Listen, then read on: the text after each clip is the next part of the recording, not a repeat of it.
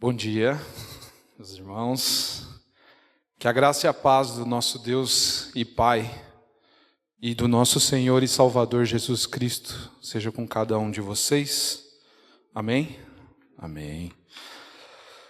Meus irmãos, com muita alegria e confesso com um pouco apreensivo, pela dificuldade do texto, que me foi confiado. O pastor está arriscando, hein? Que eu estou aqui diante de vocês para abrir uma nova série de mensagens. A gente terminou recentemente a série de exposição em Colossenses. Tivemos no último domingo uma pregação, vou chamar de avulsa, não está dentro de nenhuma série, e hoje a gente vai abrir uma nova série.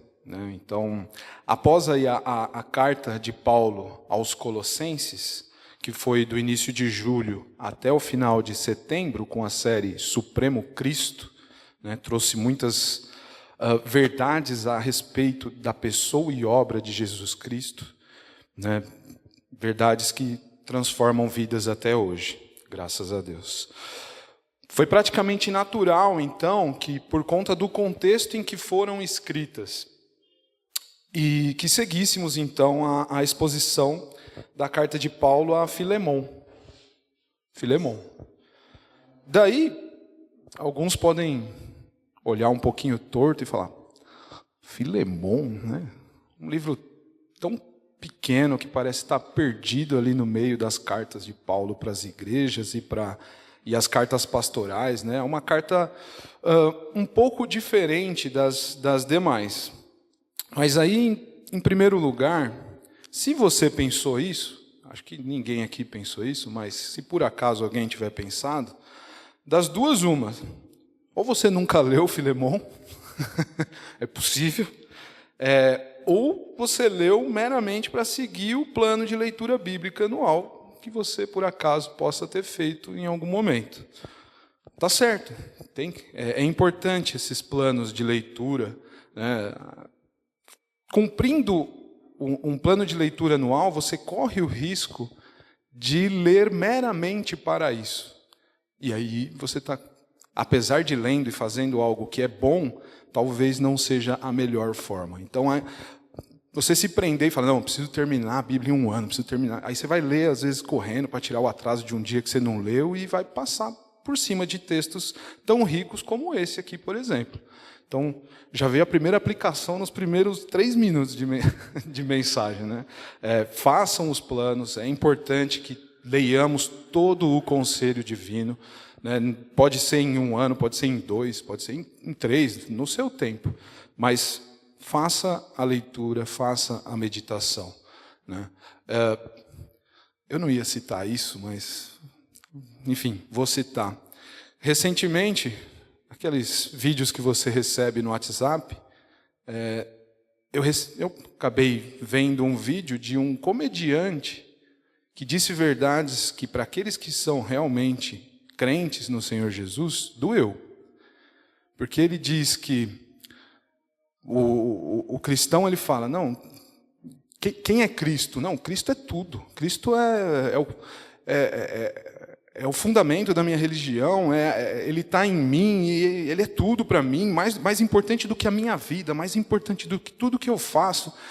Cristo transcende tudo que está nesse plano real aqui.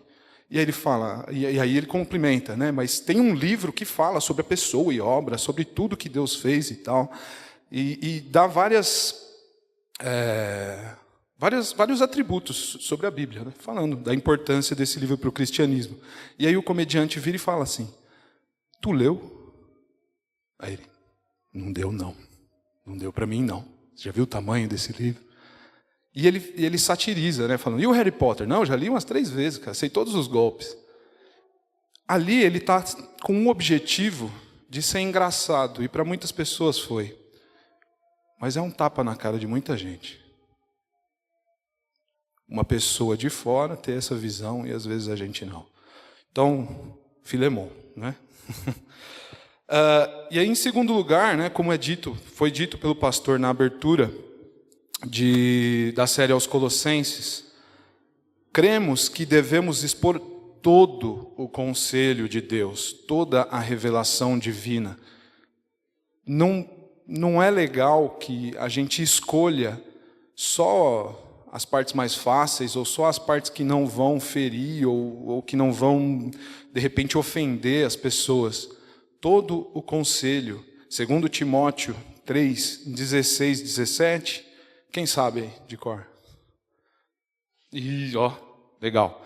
Toda a Escritura é inspirada por Deus e útil para o ensino, para a repreensão, para a correção e para a instrução na justiça, para que o homem de Deus seja apto e plenamente preparado para toda boa obra. E aí toda boa obra é toda boa obra mesmo. No grego é a mesma coisa, tá? É toda boa obra. Fazer bem tudo o que lhe compete, não só o que é litúrgico, o que tem envolvimento com este momento que estamos vivendo, mas tudo o que você faz na sua vida. O conselho divino traz instruções para toda a nossa vida, não só para os domingos. Então nós cremos que devemos expor todo o conselho divino. Então nós veremos que no livro de Filemon, ele traz ensinamentos importantes para nós, ainda que a realidade dos nossos dias, aparentemente, seja diferente. Em certa medida tem muita coisa que a gente não percebe, mas ainda é parecida ou igual. Nessa série, que na verdade vai ser uma trilogia, são 3 pregações, começando hoje e seguindo os próximos 2 domingos, nós vamos aprender sobre relacionamento, reconciliação, pacificação, sobre as atitudes que os eleitos de Deus irão demonstrar no tratamento, principalmente entre os irmãos, mas em certa medida também com os de fora. Precisamos nos relacionar melhor com os nossos irmãos? Sim ou não? É só eu ou vocês também? Porque eu preciso. Fazendo uma análise da minha vida, eu enxergo que eu preciso me relacionar melhor. Assim como cada um de vocês deve ter feito agora. Nós temos, irmãos, uma dívida impagável de amor para com o próximo. É impagável. Sempre, quanto mais nós amamos, mais nós sentimos que não é suficiente. É uma dívida eterna. Por quê? Porque o nosso modelo de amor é Jesus Cristo. A gente não chega nem perto. Então a gente vai estar sempre devendo. Muito bem. Como a maioria das cartas ali do período em que foi escrita, que é conhecido como um período helenístico, que é um período de forte influência grega, que vem até os tempos de Paulo, partindo desde a morte de Alexandre o Grande, em 323 a.C., Filemon ele segue esse mesmo perfil. Ele é dividido em 4 partes, que poderiam resultar em 4 sermões, mas como a carta é mais curtinha, acabamos optando em fazer uma divisão em 3. Então será uma série mais curta que a de Colossenses. Pelo tamanho da carta, isso é natural. Mas o interessante desse livro é que, com exceção das epístolas pastorais, a carta de Filemon é a única carta que Paulo escreve prioritariamente a uma única pessoa. A carta também trata um problema pessoal de relacionamento de Filemon com Onésimo, que também é citado na carta aos Colossenses, e aí isso ajuda a presumir que as cartas tenham sido escritas juntas e enviadas através de Tíquico e Onésimo. Filemon e Onésimo, Filemon ele era senhor de Onésimo. Que negócio é esse, Isso quer dizer que Onésimo era escravo de Filemon. Isso. Fiquei com medo de inverter os dois agora. Onésimo era escrava de Filemon. Muito provavelmente, Onésimo pode ter fugido de Filemon e acabou encontrando-se com Paulo numa situação de prisão, e pela graça de Deus ele se converteu. Mas é provável que nessa fuga, né, o escravo fujão Onésimo tenha roubado algo ou causado alguma espécie de prejuízo a Filemon. Alguns estudantes, historiadores, imaginam que o prejuízo seja a ausência do seu próprio trabalho, né? Mas outros vão dizer que ele pode ter roubado alguma coisa para poder pagar a sua passagem. Enfim, a gente não sabe, o texto não traz luz sobre o que Filemon fez. Mas ele realmente causou algum prejuízo aliás, o que Filemon não, né? O que Onésimo fez, causou algum prejuízo para Filemon. Por isso, Paulo, após a conversão de Onésimo, o envia de volta a Filemon com Tíquico, né? A gente vê isso lá no final da carta de Colossenses também. Levando aí com Tíquico, levando Onésio, que levando também uma carta de intercessão a Filemon em favor de Onésio, que é o livro de Filemon, que consta hoje no nosso cânon da Bíblia, né? E esse é o objetivo do livro de Filemon, pedir que Filemon perdoe Onésimo e o receba agora como irmão em Cristo. Então, vai tratar justamente de relacionamento. Um relacionamento que foi quebrado e, pela graça de Deus, vai ser restaurado. Pode ser que tenha sido restaurado, né? Não temos cenas, não tem segunda Filemon, né? Sabemos que a condição em que Paulo escreve essas cartas, né, tanto Colossenses quanto Filemon, para variar, é preso, né? Paulo constantemente estava preso no seu ministério. Por conta de Onésimo e das condições para que ele tenha chegado até Paulo, existe uma dúvida se Paulo está preso em Roma, que seria uma distância muito grande para um escravo fugindo da região dos Colossenses, ali de Colossos, até Roma. Então, isso traz luz à possibilidade dele ter roubado alguma coisa para conseguir fazer toda essa viagem, né? E essa é a opção mais aceita, que realmente Paulo esteja em Roma. Mas existe uma segunda opção, que os historiadores dizem ser possível, que Paulo esteja preso em Éfeso. Mas seria mais próximo ali da região de Colossenses, então, portanto, mais fácil para Filemon encontrar Paulo, seria mais próximo. Mas tem um problema com essa visão, porque essa visão não é citada no livro de Atos. Existe uma menção em 1 Coríntios 15:32, que ela não é literal, né? Ele diz que Paulo lutou com feras em Éfeso, e aí eles dizem que pode ser a situação dele lutar com feras, essa situação de prisão. No final das contas, isso não importa. Indiferente de se ele está preso em Roma ou em Éfeso, Paulo preocupa-se com o relacionamento entre Onésimo e Filemon, talvez mais do que a sua própria condição carcerária, de preso. Ele está preocupado com o relacionamento entre dois irmãos. Então, quando Paulo saúda ali a igreja que se reúne na casa de Filemon, né, podemos dizer também que ele saúda os colossenses, porque é a mesma região, então não sabemos se é a mesma igreja ou se é parte da igreja de Colossenses que se reúne na casa de Filemon. Então, Paulo está saudando ali os colossenses.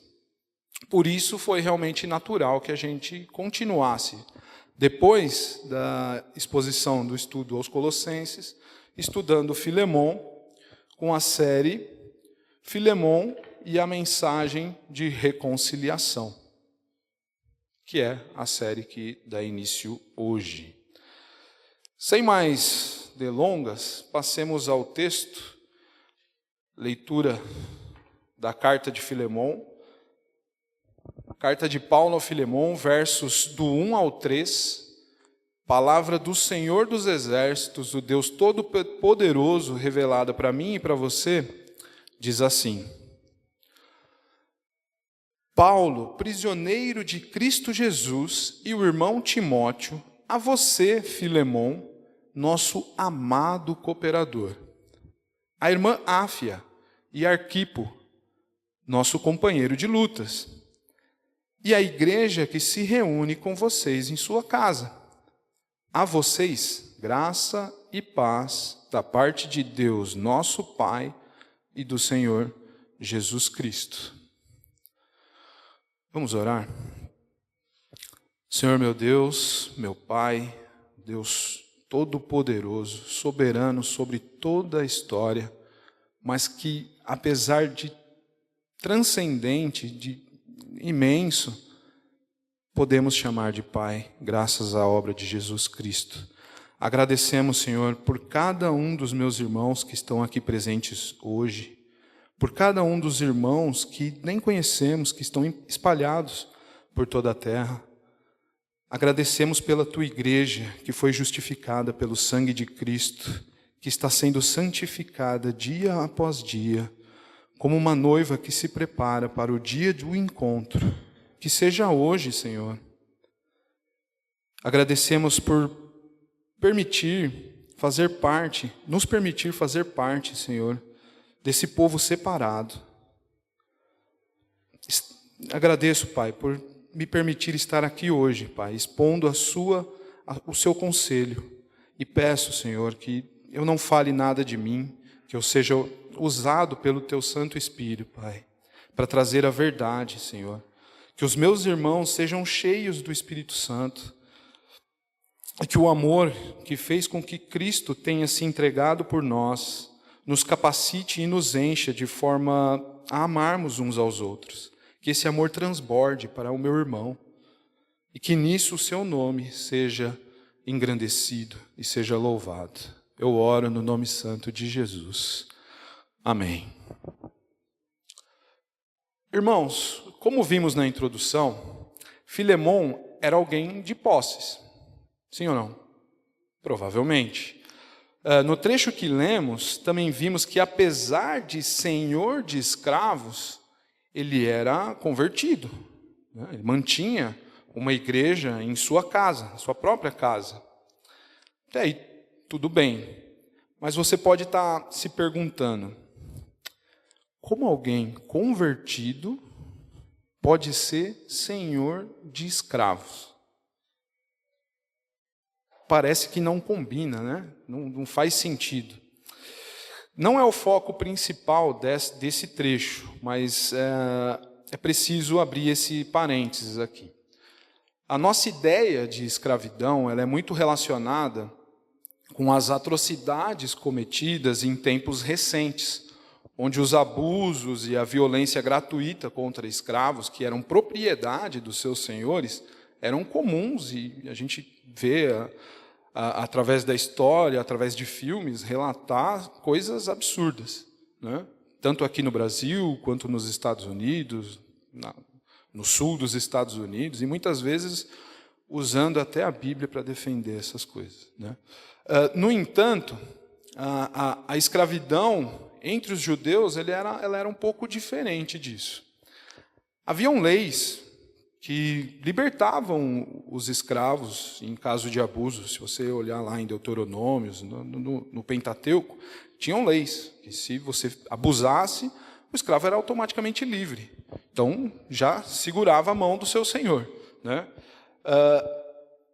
Haviam leis que limitavam o tempo da escravidão, no caso de Hebreus, em 6 anos. Então, é um período que você vai cumprir os seus 6 anos, vai com Deus, né? Existia também a possibilidade de alguém, por vontade própria, se vender como escravo para um pagamento de dívidas, para aprender um ofício, ou, por incrível que pareça, para melhorar de vida. Às vezes ele está tão quebrado que ele precisa de um senhor que o sustente e ele retribui esse sustento através do seu trabalho.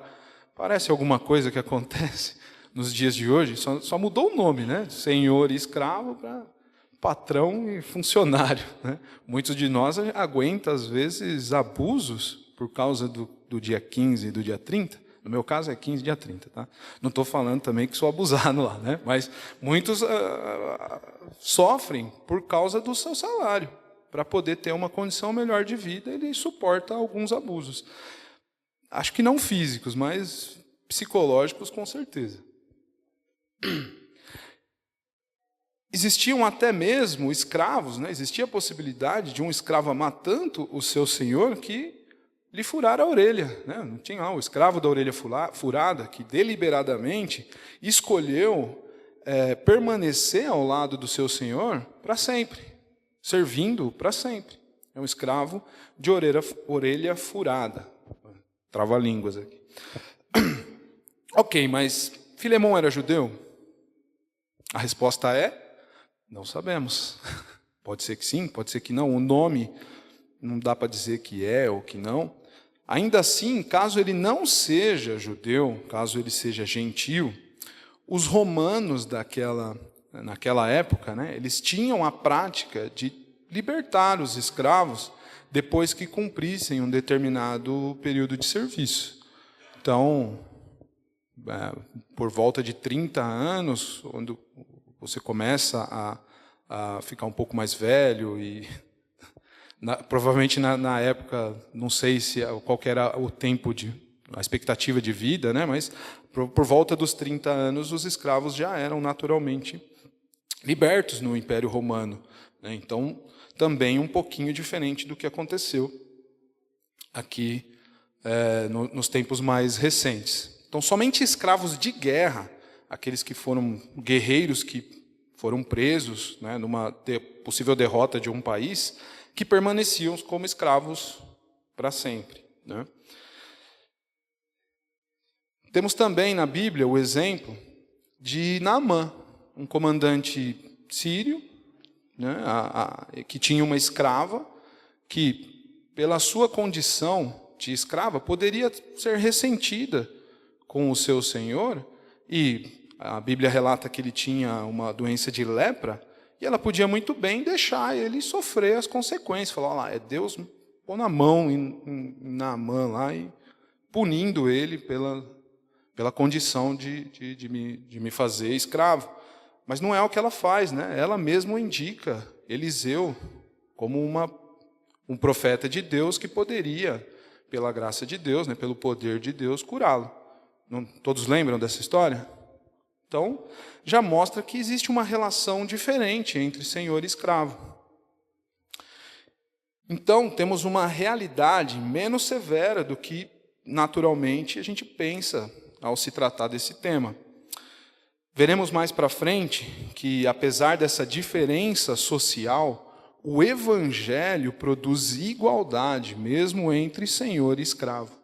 Em Colossenses 3,11, a gente viu, Paulo diz: nessa nova vida já não há diferença entre grego e judeu, circunciso e incircunciso, bárbaro e cita, escravo e livre, mas Cristo é tudo e está em todos. Então a gente já viu uma parte do que a gente vai ver de novo aqui na carta de Filemão.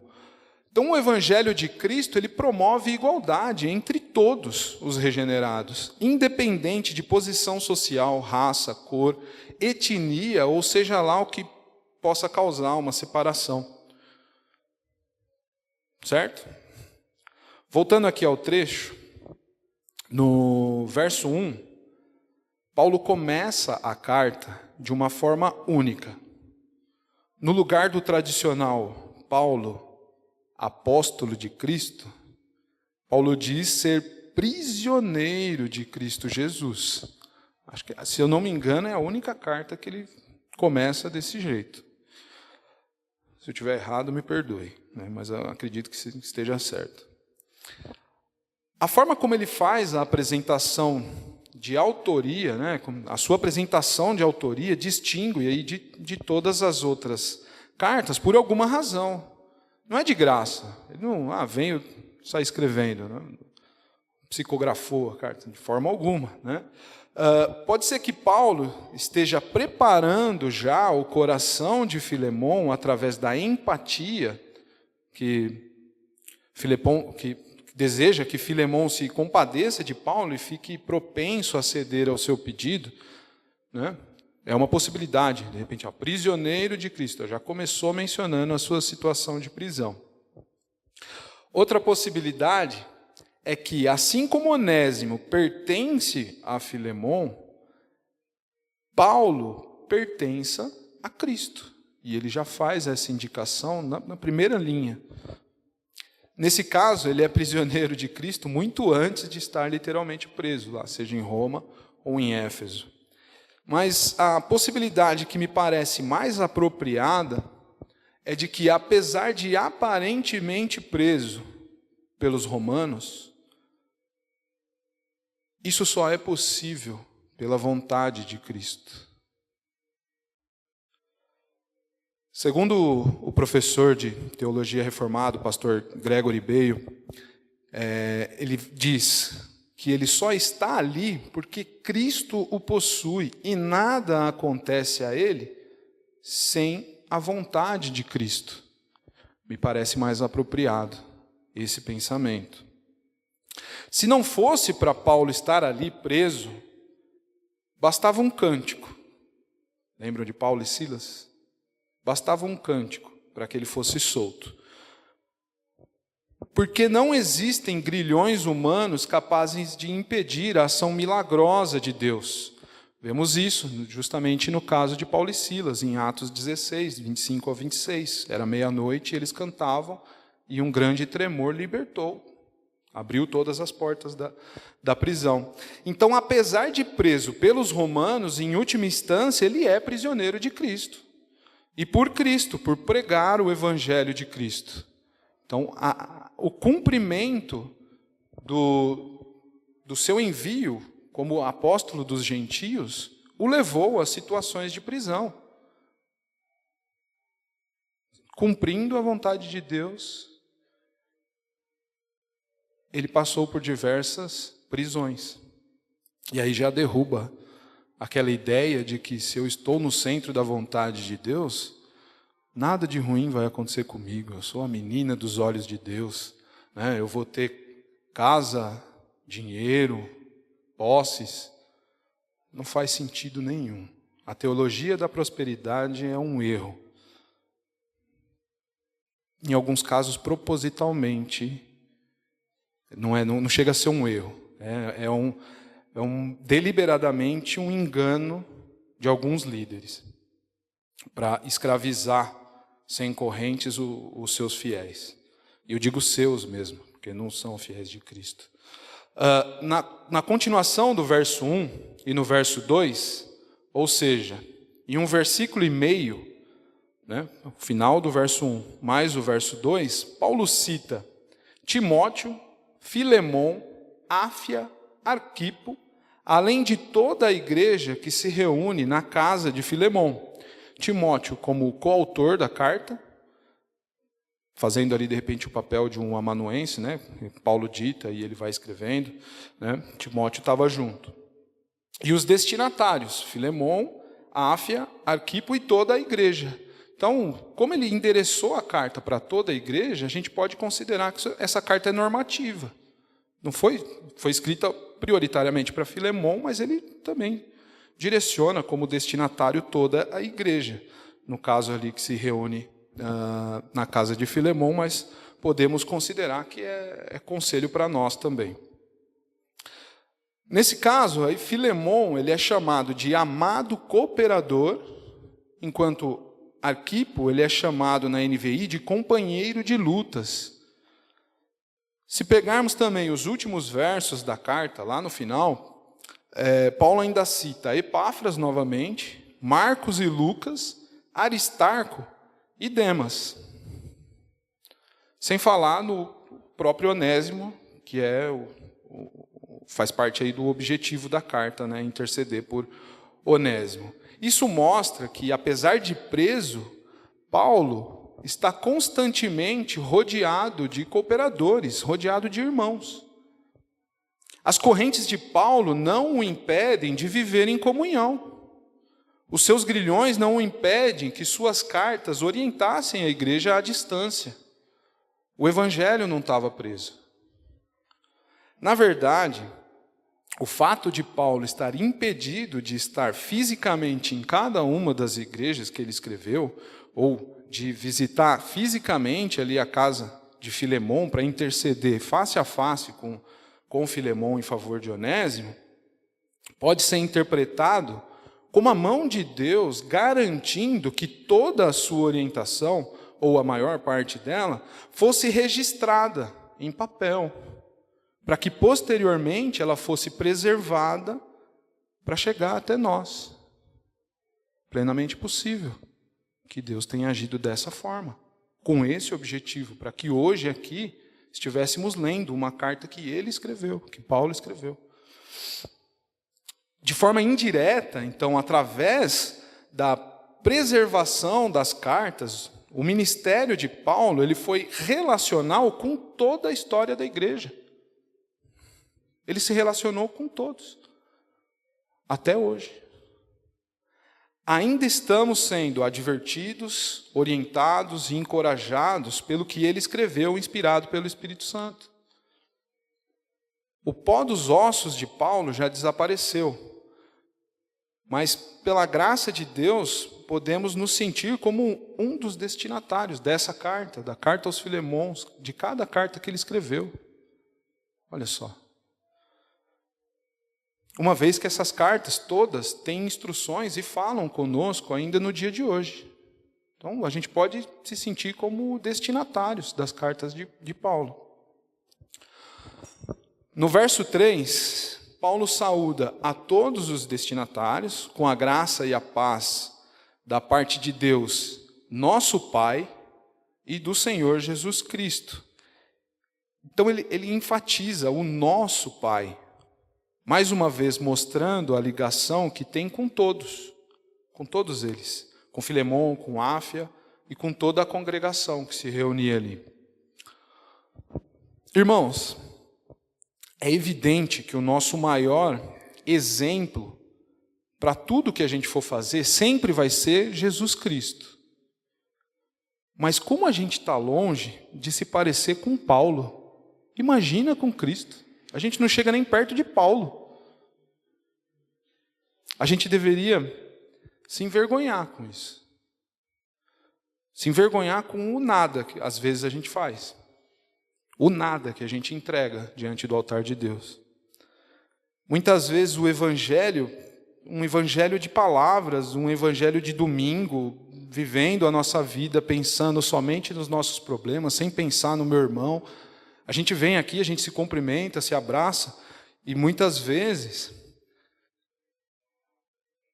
parece hipocrisia, porque você não pensa no seu irmão durante o resto da semana. Isso fala comigo também, porque isso acontece comigo, da mesma forma. Isso fala com todos nós. Nós chamamos de irmãos, né? Nós nos chamamos de irmãos, mas às vezes a gente tem um relacionamento muito melhor com os ímpios. Tem amigos que a gente considera os amigos de verdade, que são ímpios. A gente não consegue se relacionar com o irmão, que a gente chama de irmão. Talvez porque a gente não se identifique tanto com eles. Talvez a gente se identifique mais com os ímpios. Que Deus tenha misericórdia de mim e de você. Então, nós somos chamados para, assim como Paulo, sermos, né, o cristão, ele é alguém que vive em comunidade, conectado ao corpo de Cristo. Olha aqui, ele cita Filemon, Onésimo, Áfia, Arquipo, Epáfras, Timóteo, tem Tito, tem todos os colossenses, as demais igrejas. Apesar de preso, ele está constantemente pensando nos irmãos, ele está pensando naqueles que se voltaram para Cristo, tentando corrigi-los, porque ele os ama. Não é porque ele quer pôr o dedo na ferida, porque ele quer ferir o irmão, de forma alguma. Todos os que são pai aqui já passaram pela experiência de ter que corrigir os seus filhos. E isso dói. Às vezes, você corrige do jeito errado, porque você está emocionalmente descontrolado também, e às vezes passa do ponto, né? Então você está errado também. Você tem que corrigir, mas sem perder o seu controle. Mas a correção, ela em primeira instância, ela demonstra amor. Então Paulo, ele está corrigindo os coríntios, ele está corrigindo os gálatas, ele está corrigindo os efésios, ele está corrigindo as igrejas porque ele os ama, ao ponto de, preso, pensar mais neles do que em si mesmo.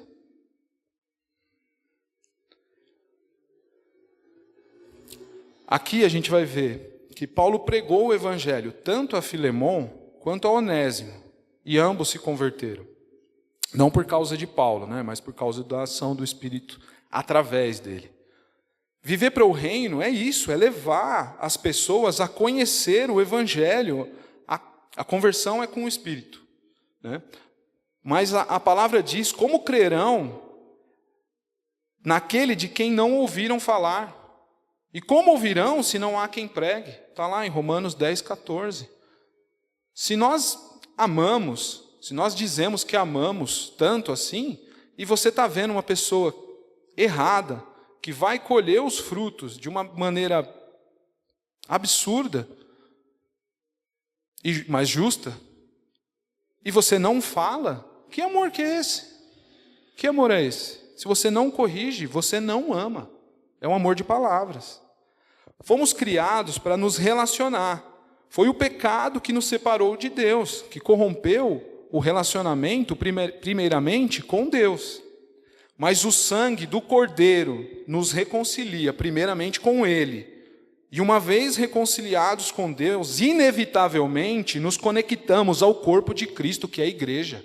Não faz sentido um cristão desigrejado, um cristão que não se relaciona com o corpo de Cristo. Ele é um membro amputado, ele vai morrer espiritualmente, longe dessa comunhão. Se não estivermos próximos para, nos erros uns dos outros, poder orientar, poder admoestar, poder incentivar na fraqueza, vai morrer. É inevitável. E, em certa medida, é lógico.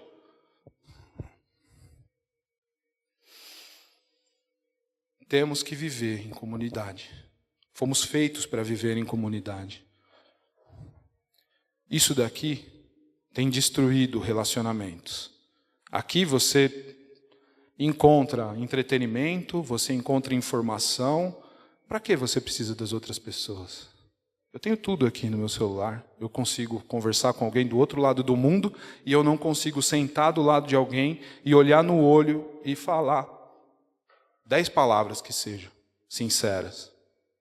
Isso aqui está destruindo as vidas. Dentro da igreja também. Não existe relacionamento com Cristo sem relacionamento com os irmãos. Ou então você está se relacionando com um falso Cristo.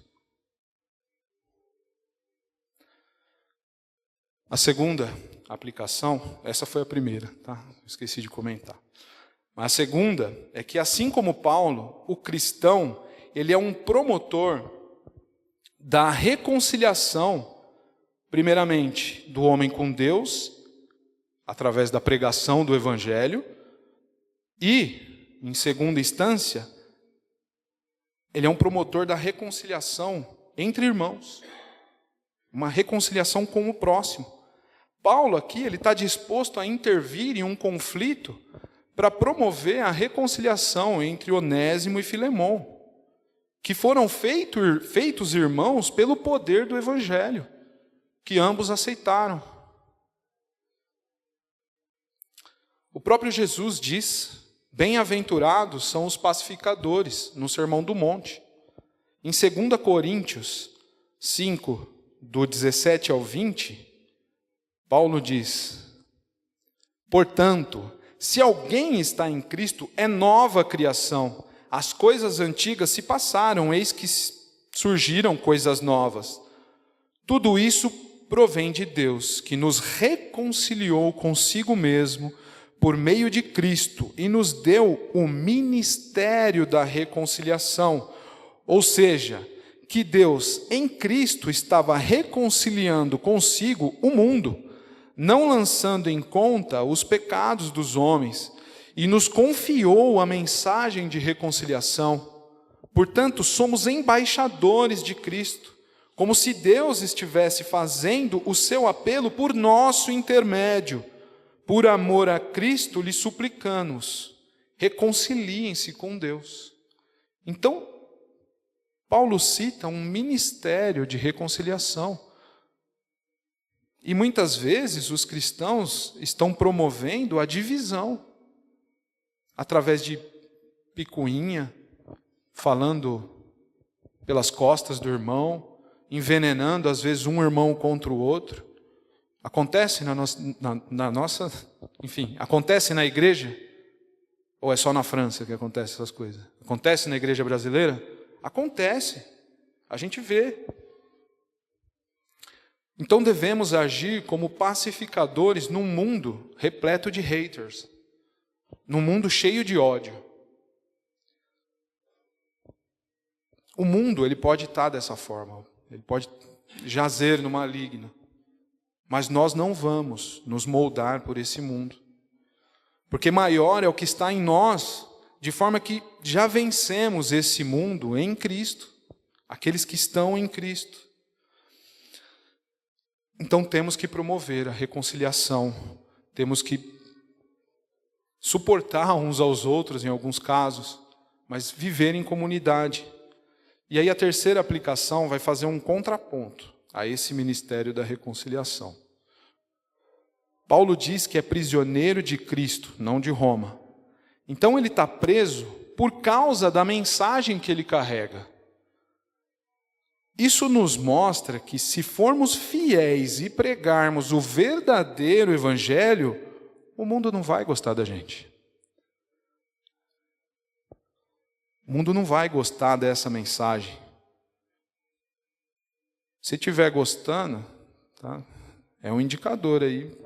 Pode ser um indicador de que a mensagem sofreu alguma corrupção.